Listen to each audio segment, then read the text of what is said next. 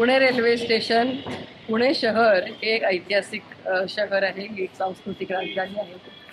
त्याचं माहेरघर आहे, IT हब आहे. इतकी महत्त्वाची अशी गोष्ट म्हणजे पुणे शहर हे असं महत्त्वाचं असं शहर आहे, ऐतिहासिक शहर आहे.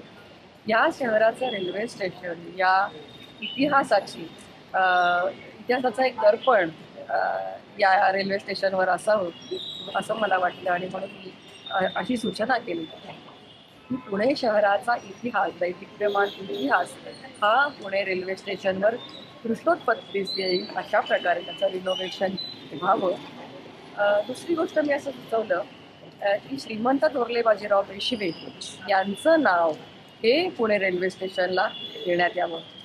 ज्या छत्रपती शिवाजी महाराजांच्या हिंदवी स्वराज्याचा वारसा त्यांच्या प्रेरणेने नंतर शाहू महाराजांकडनं पेशवे यांना प्रधानमंत्रीपद दिलं गेलं, तर त्यातील थोरले बाजीराव पेशवे यांचं युद्ध कौशल्य इतकं चांगलं होतं की त्यांनी ज्या आयुष्यात जेवढ्या लढाया लढल्या 42 लढाया ते लढले आणि एकही लढाई हारले नाही.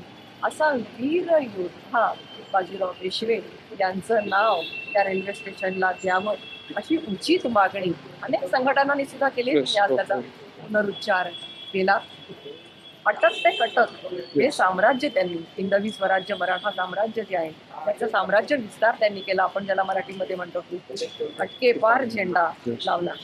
तर अशा प्रकारे थोरले बाजीराव पेशवे यांचं नाव याला देण्यात यावं ही एक मी मागणी केली. त्याचबरोबर पुण्यासारख्या महत्त्वाच्या शहराची दिल्लीशी सुद्धा कनेक्टिव्हिटी अत्यंत वीक आहे. त्यामुळे हैदराबाद दिल्ली जाणारी ट्रेन असेल किंवा बेंगलोरवरनं दिल्लीमध्ये जाणारी ट्रेन असेल तर ह्या पुण्यामधून नेल्या जाव्यात. आठवड्यातून किमान 3 वेळा तरी याची कनेक्टिव्हिटी असावी. कुंभमेळा आता नाशिकला होतोय, पुणे ते नाशिक अशी कुठलीच कनेक्टिव्हिटी नाही याची मागणी केली. अशा अनेक मागण्या केल्या. उदगीर असेल, बदलापूर असेल अशा वेगळ्या, किंवा आता आपण भारत गौरव यात्रेचा उल्लेख हा माननीय मोदीजी करतात की देशामधली जेवढी तीर्थस्थळं आहेत ती एकमेकांशी कनेक्ट व्हावी. पुण्यामधल्या सुद्धा अनेक जणांना, भाविकांना वेगवेगळ्या तीर्थक्षेत्रांना जायचं असतं, अयोध्येला जायचं असतं, काशीला जायचं असतं. ही कनेक्टिव्हिटी आहे. या सगळ्याच्या मागण्या मी आजच्या बैठकीमध्ये केल्या आहेत. राज्यसभेच्या खासदार तथा पुणे भाजपच्या नेत्या सौ मेधाताई कुलकर्णी यांनी आज पुणे रेल्वे स्थानकाला थोरले माधवराव पेशवेंचं नाव देण्याचा प्रस्ताव दिलेला आहे.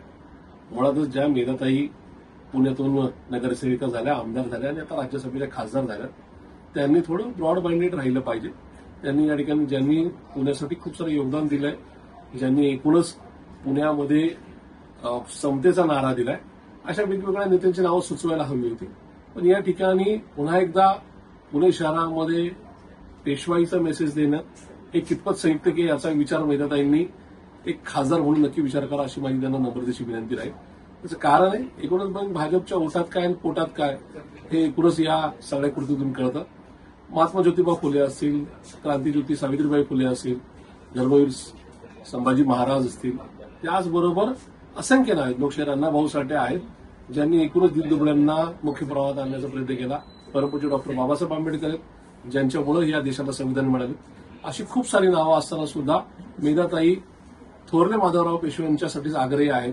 याच्यातूनच भाजपला या शहरामध्ये पेशवाई आणायची का काय अशाच प्रकारचा प्रश्न माझ्यासारख्या कार्यकर्त्यांच्या मनामध्ये निर्माणतो.